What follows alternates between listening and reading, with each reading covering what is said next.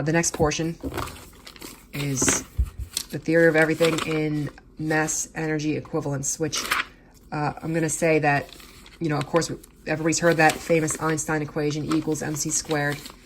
So, you know, part of my philosophy with physics and mathematics is that, you know, there needs to be some, like, you know, for a math equation to be absolute. There needs to be some sort of, like, you know, physical truth to it.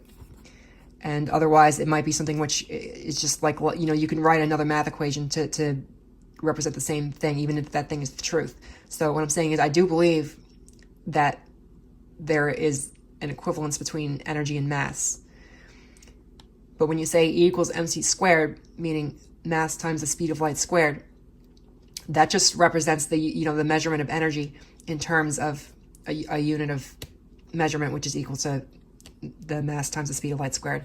I could just say mass times the speed of light, and then it just becomes a different way of measuring the energy. So I'm saying that that's not like an absolute math equation. There are some people who disagree with it.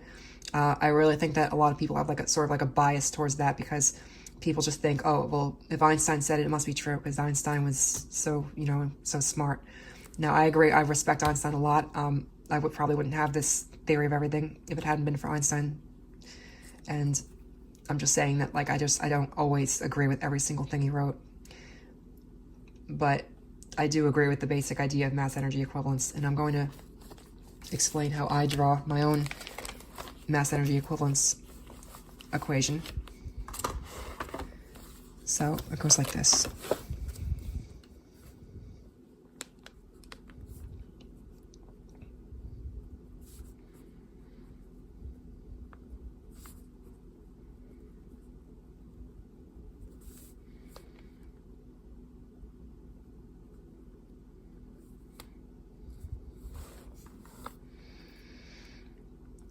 Okay, I got the notes right here, so what I write is E equals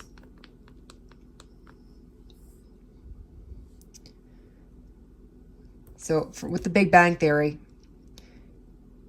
you know, the Big Bang Theory states that the universe grew from a point, you know, a infinitely small mass, and then it expands infinitely. And my impression is that it expands at the speed of light, because otherwise, you know, it wouldn't make sense for light to be, if the speed of light is the fastest speed, the universe expanding has to match that. Otherwise, I mean, how could there be anything that goes, that's able to outpace the thing which contains it, being the universe? So despite the fact that the universe is very, very large and it's infinitely expanding, it still has a finite size. And I measure that as, well, I got E equals, T is going to be time, because, you know, as time goes forward, the universe increases. And then we've got T times C, which is the speed of light, because that's the speed at which it's increasing. And then you've got S, which is the current size of the universe. And I've got the T and the C to explain that it's, you know, something which is a continuously changing variable.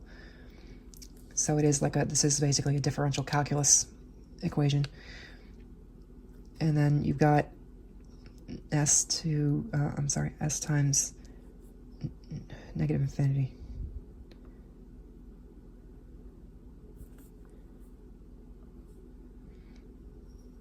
And then that's to the power of infinity. And it's all that over the mass. And the mass is, I'm going to say that that's equal to 1, because I'm just using that as a way of measuring the mass of the universe being, like, you know, one universe's entire mass. So that's why I say, for argument's sake, we're going to say that mass equals 1. And that's how we're measuring it. I'm not measuring it in terms of, you know, any typical way that people measure mass. And so then, being that the mass and energy are going to be equivalent, we've got mass equals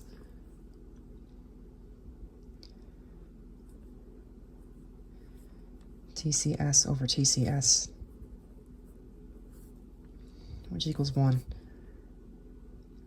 And then you've got the energy equals 1.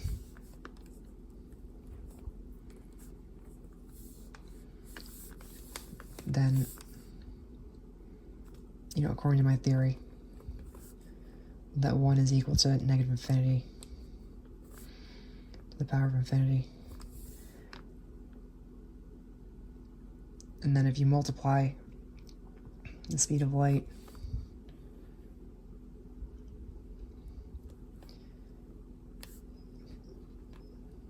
times the size of the universe, which is the size times infinity, negative infinity to the power of infinity, because, again, according to the Big Bang Theory, the universe expanded from an infinitely small amount of mass, and then it goes on it expands infinitely. And I'm saying it's doing so with the speed of light. And then you put that together, and that'll equal negative infinity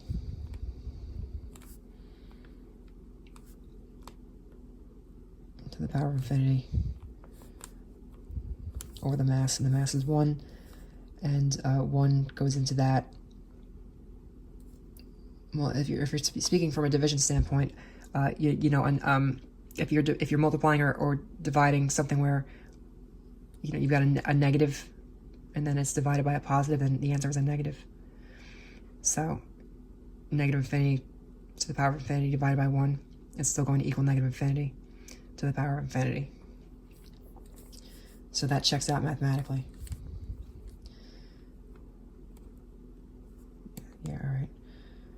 These figure eights are sometimes annoying to draw. Okay, so look, I drew that all on the fly. There's a very, very good chance that I'm going to want to, do it again, explain it, some of this stuff like more in depth. People are going to find, I expect people to argue with it. I expect people to be skeptical. What are the odds that this one person has this, figured out? I'm still, adding things to it. Sometimes I go back and change things, so I'm not saying that it's all flawless right now. But again, the central ideas of the theory always remain the same. That there's 6 dimensions necessary for the system to work, and that it all spawned from this infinitely small point in 6 dimension, which is 6-dimensional, and then that repeats infinitely and multiplies itself, and that's how the rest of it is created. So again, I might do this all again in front of you and maybe explain certain parts of it more in depth, more clear, because this was all just like doing it real quick on the fly. So for now, that's the first 5 parts of the theory, and I'm going to go back to just talking on camera to explain the last 4 parts, which are they don't involve any sort of calculus, any sort of math equations, anything that I have to write. So if you're still with me, then I'll see you when I'm sitting down on that chair from the intro, and we'll talk about the rest of it. Thank you for watching so far.